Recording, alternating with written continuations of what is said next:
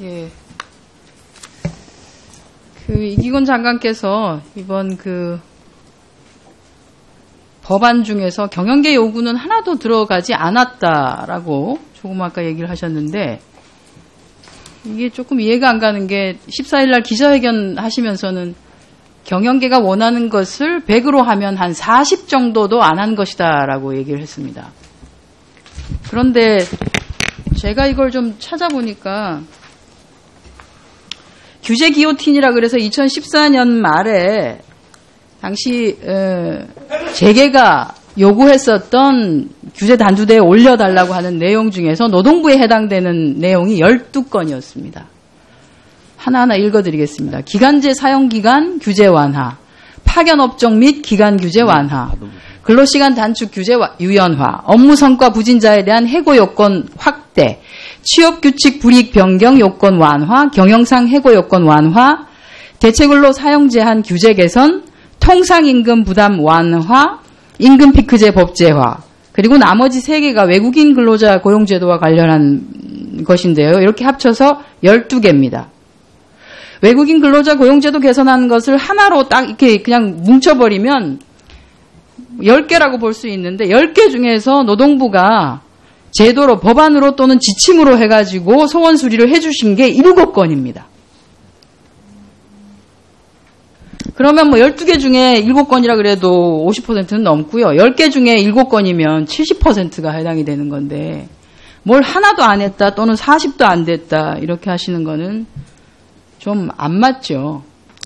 원래 파견업종과 관련해서도 파견법 기간제 관련해서 박근혜 정부의 공약은 공공부문 상시지속 업무 또는 상시지속 업무는 정규직화한다는 거였습니다. 정규직화를, 파견을 확대한다는 것이 아니라. 그리고 노동계가 요구했었던, 노동계가 당시 대선 후보들에게 요구했었던 것 중에서 그나마 어느 정도 좀 접점이 찾아졌던 게 파견과 관련해서는 파견과 도급을 좀 정리를 하는 정도 수준. 그 다음에 상시 업무는 정규직화 한다라고 하는 거였는데, 그 바로 옆에 지금 앉아 계신 우리 조경구 환경부 장관 산하에 있는 환경산업기술원에 파견 노동자 청년들만 115명입니다. 돌려막기 하고 있는. 정규직화 되지도 않고 있고요. 계속 늘어나고 있고요.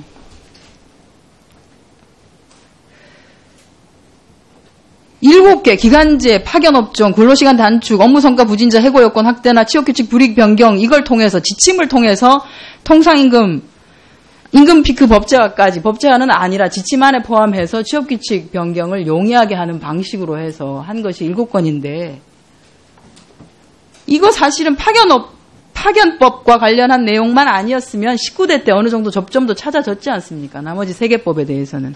근데 패키지로 처리해야 된다고, 절대로 파견법 처리 안 해주면 다른 거 못한다 그래서 19대 때 안 된 거예요, 논의조차. 그리고 전혀 노동개혁 법안과 관계가 없고 사실은 노동자들을 위해서 처리를 했어야 되는 법조차도 이거 패키지로 안 해주면 안 된다 그래서 19대 그냥 넘어갔습니다, 하반기에. 노동부가 반대해서.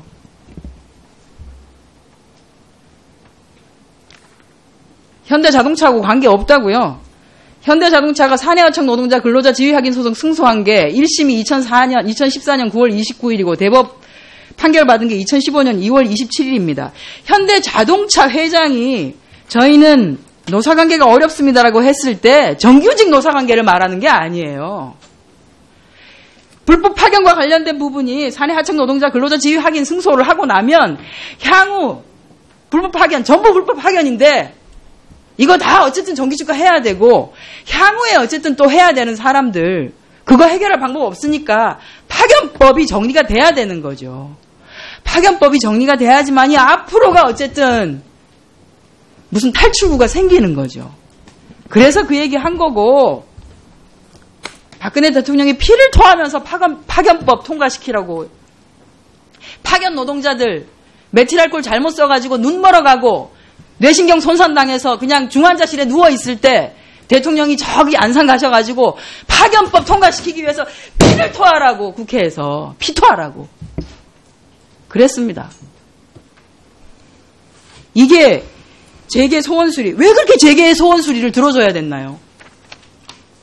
제가 본인의 답을 드리겠습니다. 공약하고도 전혀 관계없는 건데. 경영계가 이게 미르재단이나 K스포츠재단이나 최순실하고 아무 관계가 없다고요. 아무도 그렇게 생각하지 않습니다. 아무 관계가 없다는 말씀을 결론부터 드리고 아니요. 재계가 말씀하신 그거는 그 7개나 12개는 다 입법으로 해달라는 건데 저희가 입법으로 안 냈잖아요. 예. 예를 들면 시운해고 저희들이 시운해고 법안 냈습니까? 안 냈잖아요. 시운해고 왜 안 냈습니까? 지침으로 다 만드셨잖아요. 지침은 현재 판결에 의해서 하는 건데 그게 어떻게 법으로 시운해고가 된 겁니까? 법학자들한테 한번 여쭤보십시오. 그게 어떻게 시운해고인지. 아니지 않습니까? 지침으로 만들어서 법 위에 있지 않습니까? 경영계가 지침으로 해달라는 거 아니지 않습니까? 입법으로 시운해고 해달라는 거지 않습니까? 입법으로 해달라고 하는 제가 안 된다고 그랬지 않습니까? 급해가지고 노사정 합의하기로 해놓고 협의도 안 하고 이럴 줄 그렇게 했습니까? 그거는 금년 1월 1일 정년 60세 되기 전에 모든 걸 시행하자는 대타협 전제하에서 한 겁니다. 면피할 생각 없습니다. 그러나 그렇게 왜곡하면 안 됩니다. 안 됩니다. 이거야말로 왜곡하는 거예요. 노사정 대타협과 입법 진행 과정은 모두가 다 보고 모든 언론이 매일 하나하나 진행된 걸 보도를 했습니다. 그게 최순실하고 무슨 상관이 있습니까? 아닙니다. 모두가 다 보고 그게 잘못됐다고 얘기했습니다. 우리 산업 파괴 확대하는 게 어디 노사정 합의 있었습니까? 그건 노무현 정부 때는 더 많이 확대하다고 했습니다. 그것도 제조업도 다 안 하고 뿌리 산업만 하자고 그런 겁니다.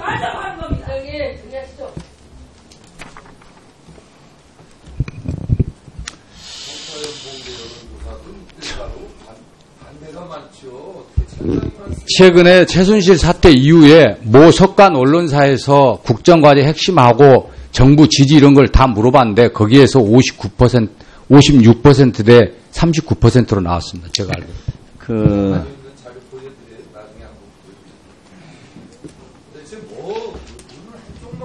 네.